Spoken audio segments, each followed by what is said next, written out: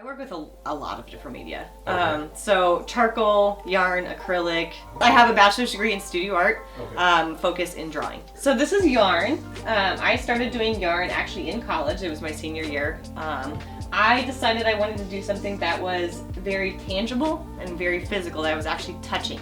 I actually finger painted for a while too. I just wanted to feel up in the materials and physically be a part of the process.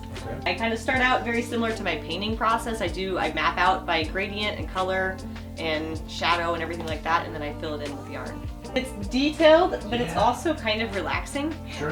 First you do the drawing of the proportion and like I said, the lights and the darks. And then once I get it all drawn out, filling it in, even though it's detailed, it's tedious, it's also kind of like you kind of get in the rhythm of it. Sure. And it's almost, people might say like meditation or something. So when I display my yarn pieces, a lot of times I have just a sample one that I made that I let people touch. People want to touch it, and I want people to be able to touch it. I touch it the whole time I'm doing it. Right. So I want them to be able to feel, because that's part of it. Just experiencing that. If you think of like a Venn diagram, right? There's two circles and they overlap. The one circle is the type of work I like to do, and then the other circle is the type of work people like to buy. So I try to find that overlap and do things that are still authentic to myself, but also thinking about the buyer. So I think, in college they teach you, make sure it's your self-expression, it's all about you. And then there are some people who go the other extreme and they just completely become, sellouts or whatever, and it's not even them anymore. And I think the trick is to try to figure out both.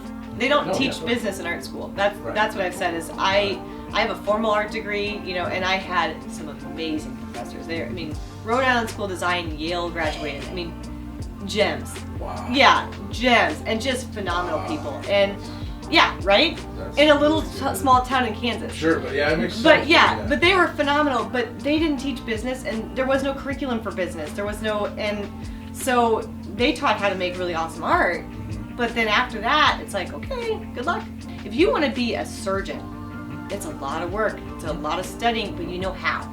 There's a map. And it's same thing with all these, high lawyer, all this stuff. It's like, okay, you might have to work your tail off and you might have to be the best of the best, but if you are and you do, you know how to get there. And with arts, it's like, I'm willing to work, but what do I do with it? How? Where? It's harder, for sure. But it's learning, which is what we should all be doing constantly. It forces me out of my comfort zone. So it's definitely more challenging, but it also is really fulfilling. I, for a long time, was doing portraiture, which I still love doing, but I've learned that faces don't really sell. They don't want a picture of a random stranger in their house. It goes back to they want a commission of their daughter or their husband or whatever. They don't want some random person.